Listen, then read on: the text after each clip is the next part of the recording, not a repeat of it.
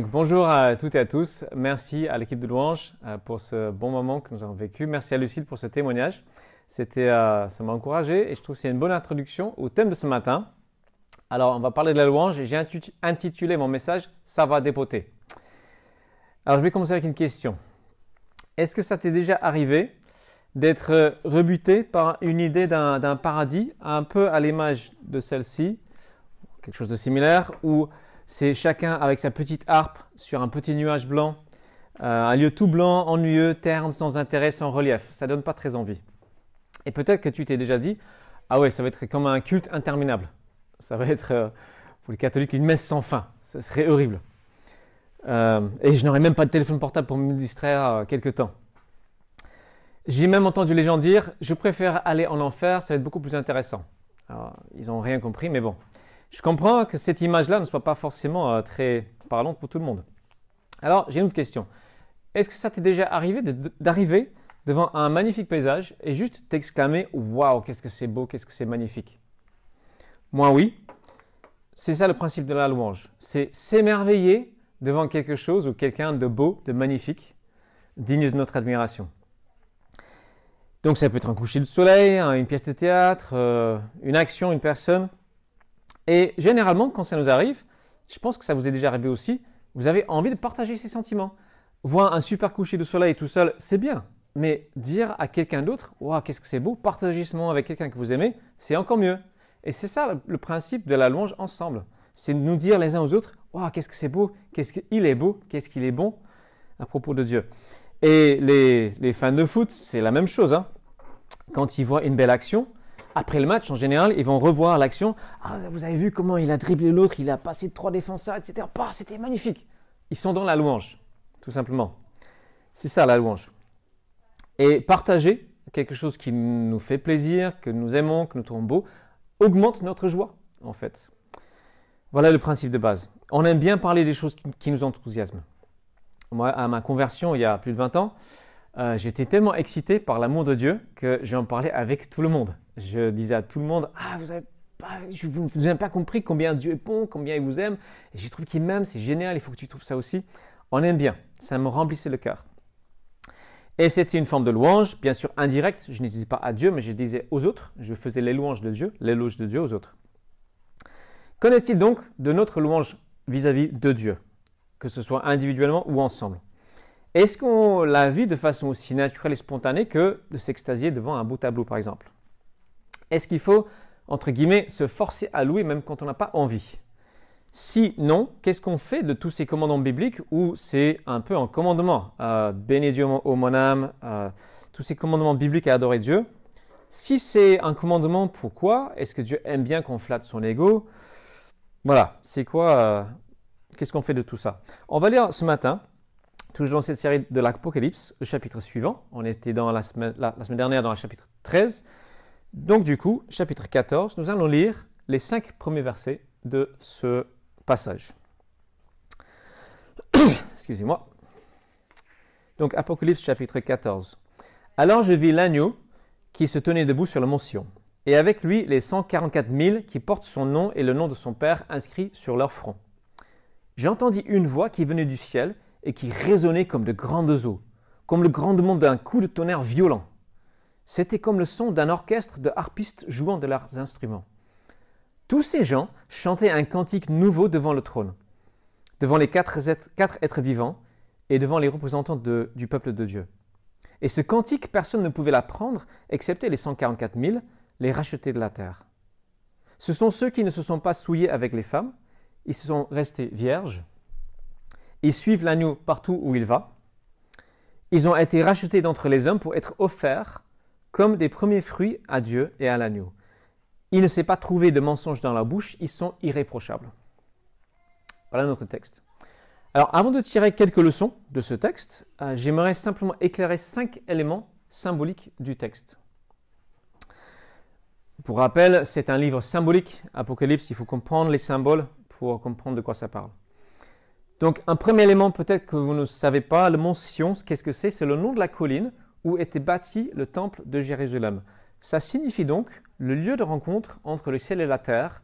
Ça signifie le lieu où toutes les personnes dans l'histoire humaines qui connaissent réellement Dieu sont réunies devant lui. Donc c'est le lieu de rencontre avec Dieu, tout simplement. Les 144 000, qu'est-ce que c'est? On en avait déjà vu les semaines passées. C'est un chiffre symbolique qui symbolise la totalité du peuple de Dieu à travers les âges.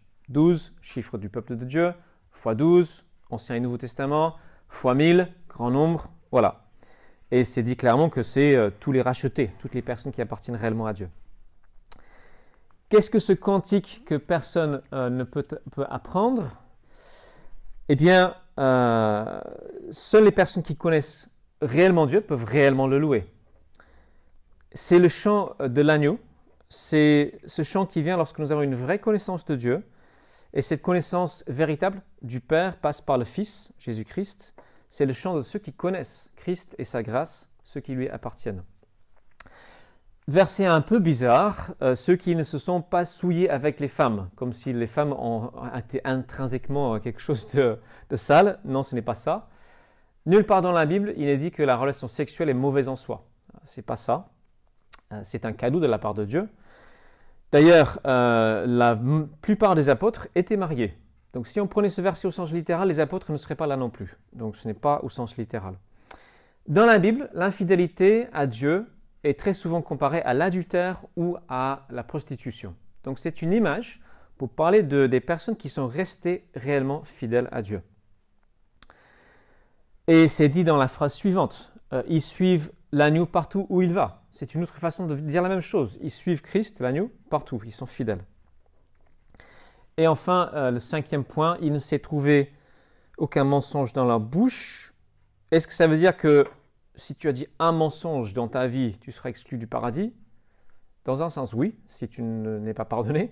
Mais dans le sens, comment dire ça? Ici, si tu as trouvé le pardon en Christ, bien sûr, tes fautes sont pardonnées. Il faut comprendre que c'est le principe du croyant qui devient imprégné du principe de la vérité.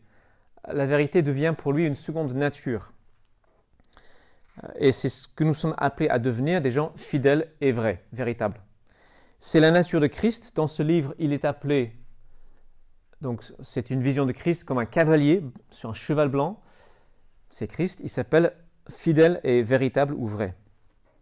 On sait que le principe du diable, de l'ennemi, c'est le mensonge, c'est son fonds de commerce. Le principe de la vérité, c'est le principe de ceux qui appartiennent à Dieu. Et donc, toute trace de mensonge doit être éliminée de notre vie. Ça, c'est, si on voulait une application pratique, mais bon, là, on est juste dans un petit éclairage. Maintenant que c'est fait, qu'est-ce qu'on fait de ce texte?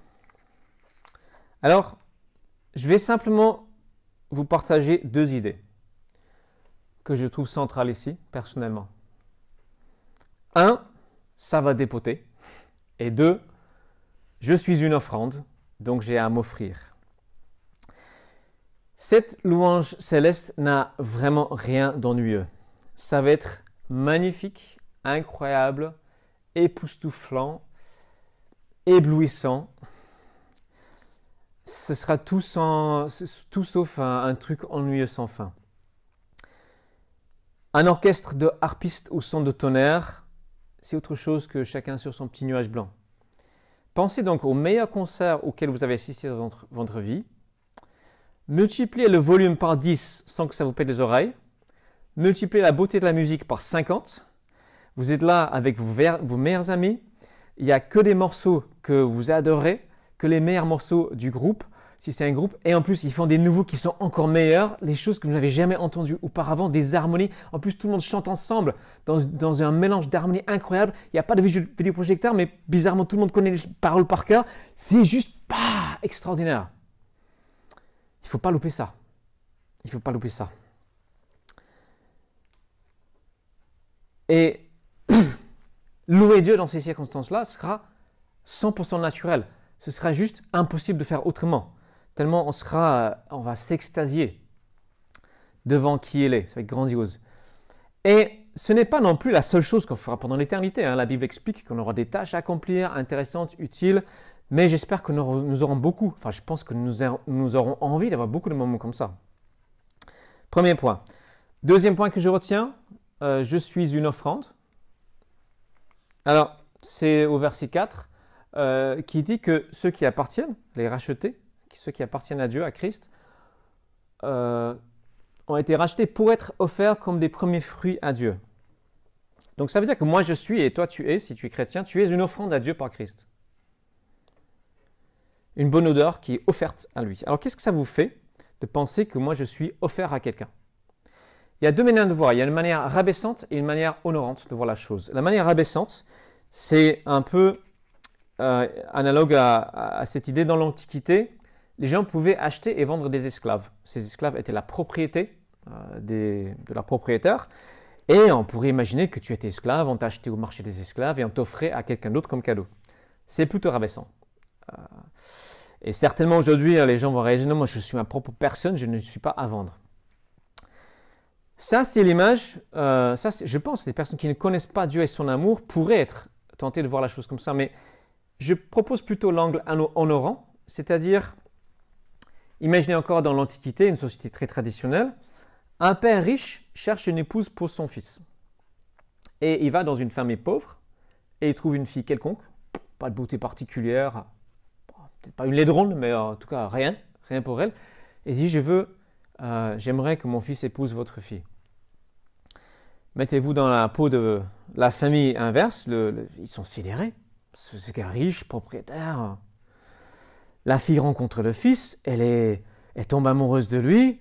Non seulement il est beau comme un prince, mais en plus il est attentionné comme aucun autre homme n'est attentionné.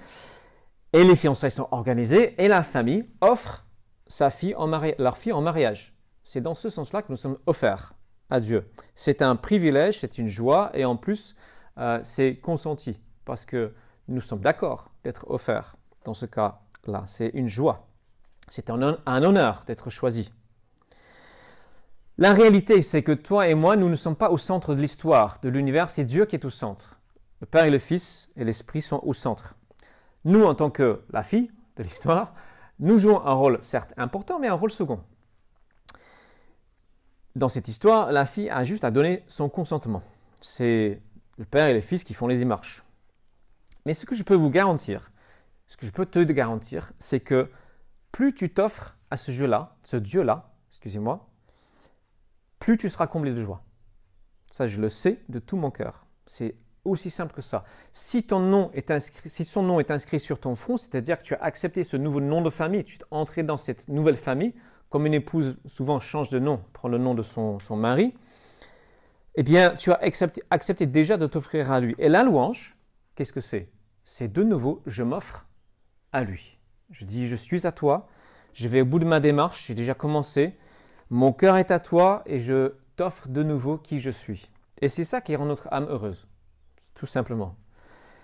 Et dans cette offrande de soi-même, on peut quelque part se perdre un peu. On se perd en Dieu. Récemment, j'ai lu un article, c'était sur des jeunes qui allaient dans les jungles en Amérique du Sud, chercher des villages où il y a une plante hallucinogène qui les fait faire des trips juste extraordinaires. Et ils partent en extase. On dit en extase. En grec, le mot extase veut dire être hors de soi. Se perdre, être hors de soi-même. Ne plus être limité par son corps, son esprit, etc. Ne plus même savoir qui on est. Exister, ressentir, sans toutes les pesanteurs, les craintes liées à notre petite personne. Dans le langage courant, le mot extase signifie ravissement ou jouissance extrême. Et peut-être que la comparaison vous surprendre, mais je crois que ce genre de trip, entre guillemets, c'est un petit avant-goût du paradis, dans un sens.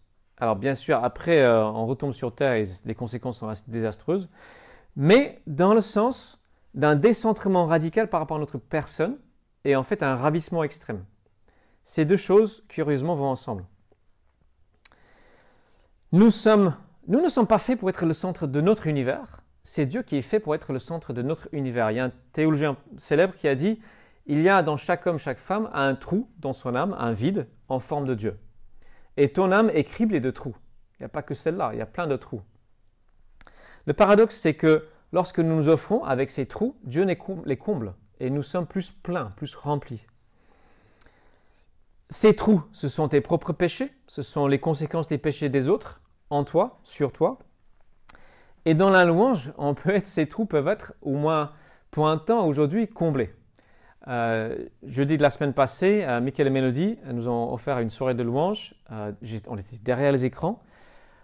Alors je dois dire que j'étais pas tout à fait concentré. Il y avait mon fils, mes enfants, il fallait les coucher.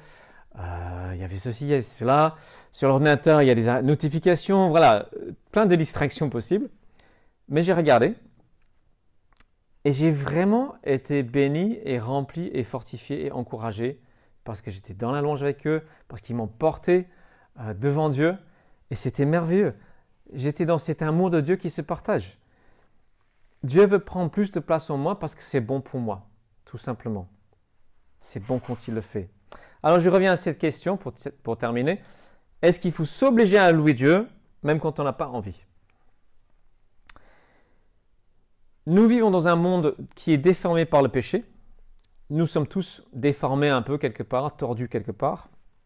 Et nous avons tous tendance à attacher nos pensées à des choses alors il y a des choses qui sont bonnes, d'autres qui sont moins bonnes, mais de moindre valeur que Dieu lui-même. Et le disciple de Christ, c'est celui qui a accepté la réformation, la refonte totale et permanente de ses pensées. Et Dieu nous appelle dans sa parole à entraîner nos pensées dans une direction nouvelle. Les détacher de ce qui a peu ou pas de valeur pour les attacher à des choses qui ont une vraie valeur. Et on va lire un texte pour terminer, enfin presque terminer. Dans la lettre de Paul aux Philippiens chapitre 4, on connaît ce verset où Paul dit « Réjouissez-vous en tout temps de ce que le Seigneur est pour vous. Je le répète, soyez dans la joie. » Souvent on s'arrête là. Mais ce qui est intéressant, c'est que quelques versets plus loin, il y a comme un complément à ce texte, le verset 8, qui dit « Enfin, frères et sœurs, nourrissez vos pensées de tout ce qui est vrai, noble, juste, pur, digne d'amour ou d'approbation, de tout ce qui est vertueux et mérite louange. » Donc, Dieu nous demande de nourrir nos pensées de ce qui est bon, tout simplement. Ici, ça va nous conduire dans un état d'esprit où nous sommes plus naturellement disposés à louer Dieu à tout moment. Dieu est tout simplement ce qu'il y a de plus vrai, plus noble, plus juste et plus pur. Je vais vous donner un exemple concret. Je ne sais pas comment est-ce que vous vous détendez. Pour moi, ces derniers temps, c'est YouTube qui me détend. Et c'est souvent quand je suis en état d'insomnie, je n'arrive pas à dormir, ok, je vais me détendre un peu le cerveau. Et ce que j'aime beaucoup, c'est des comiques en anglais, voilà, pour me faire rire un peu, des vidéos sportives. Et il peut arriver que je passe longtemps sur des vidéos. Alors, c'est pas mauvais un petit moment, mais il faut quand même savoir doser. Parce que ces choses nourrissent nos pensées. Et il se trouve que ces derniers temps, de plus en plus, j'ai envie de nourrir mes pensées de choses un peu plus nobles, un peu plus utiles, un peu plus justes, un peu plus pures. Que ce soit des choses sur la psychologie, sur la création, sur pas forcément des chants de louange, mais des choses autres qui vont me nourrir, qui vont nourrir mon être intérieur. Et il se trouve que plus nous le faisons, plus nous avons envie. Je trouve que c'est pareil avec la louange, plus nous sommes dans la louange, plus nous avons envie.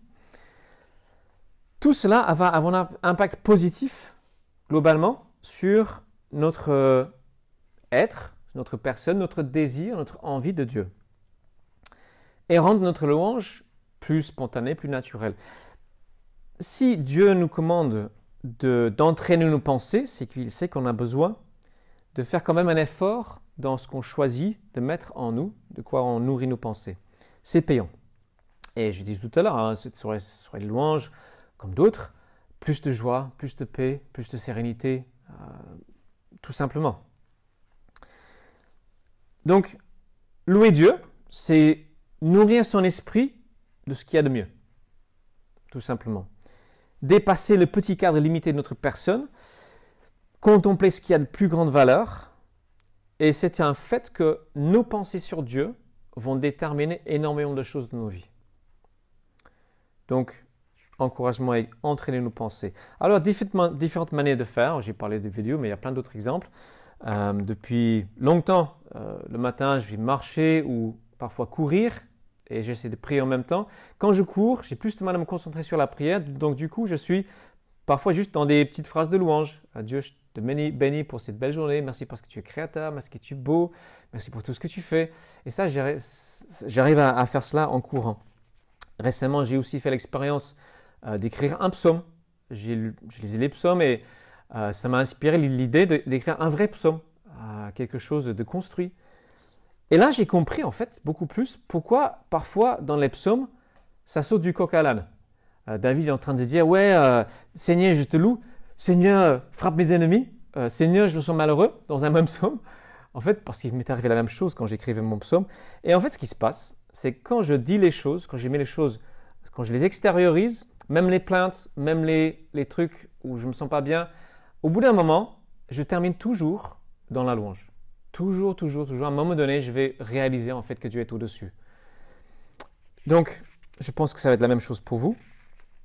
Dans la Bible, il y a place pour toutes les expressions. Les psaumes, c'est le livre le plus long de la Bible. C'est des chants à Dieu. Et dans ce psaume, on trouve des répétitions. Et parfois même, je me dis, est-ce que c'est bien? Je répète souvent les mêmes choses à Dieu. Est-ce qu'il n'en a pas un peu marre d'entendre toujours la même chose? Moi-même, est-ce que je ne peux pas varier un peu plus? Jésus a dit, il ne faut pas, dans vos prières, rabâcher, avoir des vaines répétitions. On revient à l'Apocalypse, au chapitre... Ah, je pense que je n'ai pas mis... J'ai oublié la citation. Chapitre 4, verset 8. Il y a 4 êtres vivants qui se prosternent devant Dieu constamment, qui ne cessent de dire jour et nuit, Saint, Saint, Saint est le Seigneur Dieu, le Tout-Puissant qui était, qui est et qui vient. Il dit ça 24 heures sur 24. C'est très limité. Mais nos paroles sont toujours très limitées par rapport à Dieu, pour le décrire. Là, c'est juste un émerveillement constant, un étonnement constant devant ce Dieu si grand, si waouh. C'est juste ça, et c'est parfaitement légitime. Ça ne signifie pas que les meilleurs chants de louange ou où il y a le plus d'onction, c'est celle où on répète 50 fois le même refrain, mais ça peut être aussi ça. Dans les psaumes, il y a un psaume de 176 versets qui parle juste de la parole de Dieu, et aussi cette phrase « Saint, Saint, Saint est l'Éternel » des armées célestes, répétée. Donc, pour conclure, j'ai dit 2 choses. J'ai dit « ça va dépoter » et j'ai dit « offre-toi à Dieu ». C'est ça la louange. Entraînons nos pensées à considérer, à nous nourrir de ce qui est bon, juste, pur et vrai. Voilà, j'ai donné 2-3 idées pratiques. Écrire un psaume, marcher en disant votre louange à Dieu. On va terminer en lisant le début du chapitre suivant. Je trouve que c'est une belle conclusion. Chapitre 15 qui nous donne une autre image de ce que ce sera devant Dieu un jour. Puis je vis dans le ciel comme une mer cristalline mêlée de feu. Ceux qui avaient vaincu la bête, son image et le nombre de son nom se tenaient sur la mer de cristal. S'accompagnant de harpes divines, ils chantaient le cantique de Moïse, le serviteur de Dieu, et le cantique de l'agneau. Ils chantaient « Seigneur Dieu Tout-Puissant, tes œuvres sont grandes et admirables. Roi de tous les peuples, ce que tu fais est juste et conforme à la vérité. Qui oserait, Seigneur, refuser de te craindre et de te rendre gloire? Car toi seul, tu es saint. Tous les peuples viendront pour se prosterner devant toi, car il deviendra manifeste que tes actions sont justes. » Ce cantique de Moïse et de l'agneau, c'est le chant de ceux qui ont été délivrés de l'esclavage, que ce soit de la mort, de l'impureté. C'est ce chant-là que nous allons chanter. Délivrés du mal sous toutes ses formes. C'est le cantique des rachetés et c'est ce que nous sommes appelés à chanter. Ceux qui marchent dans cette glorieuse liberté avec Dieu, ceux qui sont devenus ces vainqueurs que nous avons vus dans les premiers chapitres. C'est ça notre appel. Ce texte, je le connais depuis longtemps et j'ai eu envie d'écrire un chant avec ces paroles.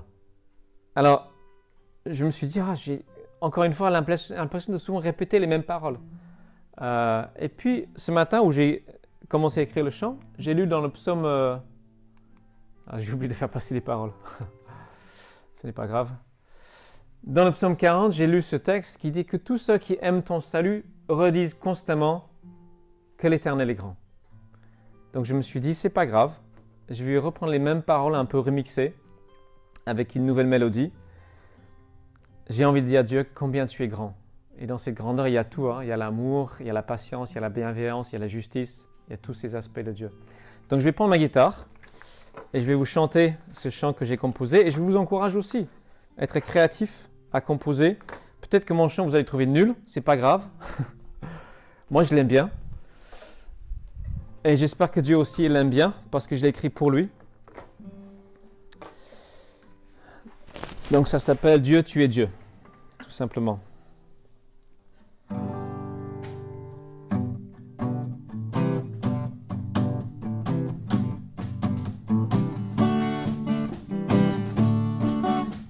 Dieu, tu es Dieu, tout-puissant, éternel.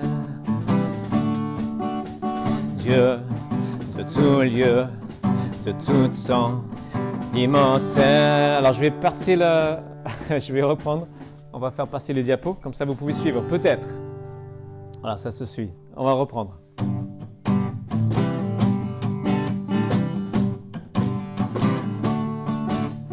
Dieu, tu es Dieu, tout-puissant, éternel. Dieu de tout lieu, de tout temps, immortel. Grands et admirables, merveilleuses sont tes œuvres. Roi de tout peuple de l'univers, tu es juste. Tout ce que tu fais est parfait, tu es vrai.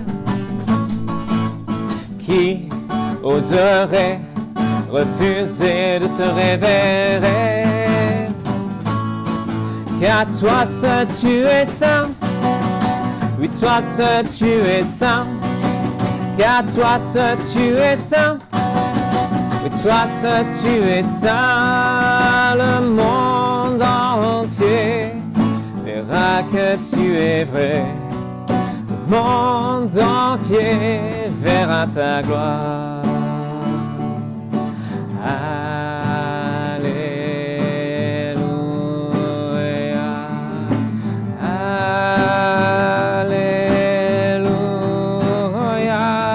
Alléluia, Alléluia, Alléluia, Alléluia, Alléluia, oh Alléluia, Alléluia, Alléluia, Alléluia, oh Alléluia, Alléluia.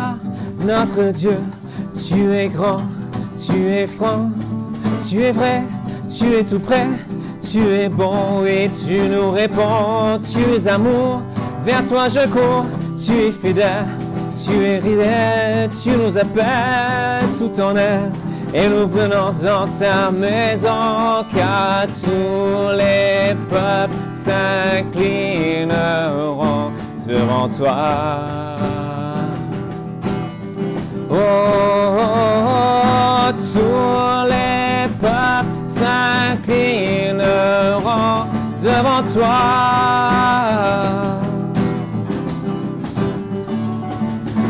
Tous les peuples s'inclineront devant toi.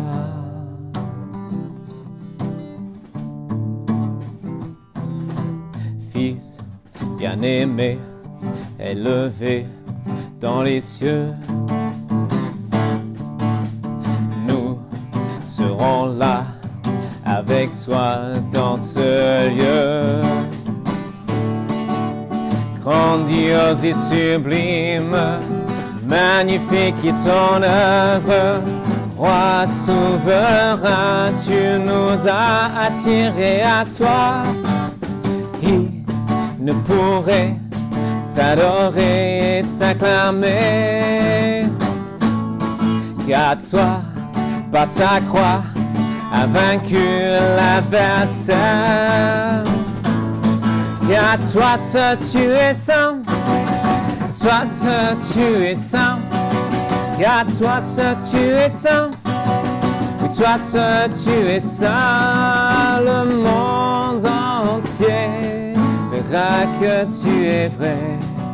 Le monde entier verra ta gloire.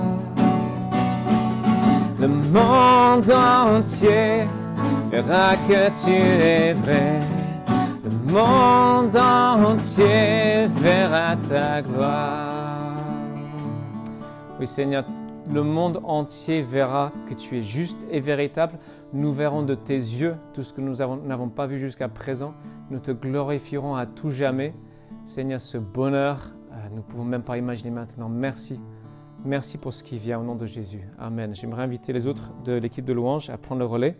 On va continuer dans la louange. On va rester vraiment dans la présence du Seigneur.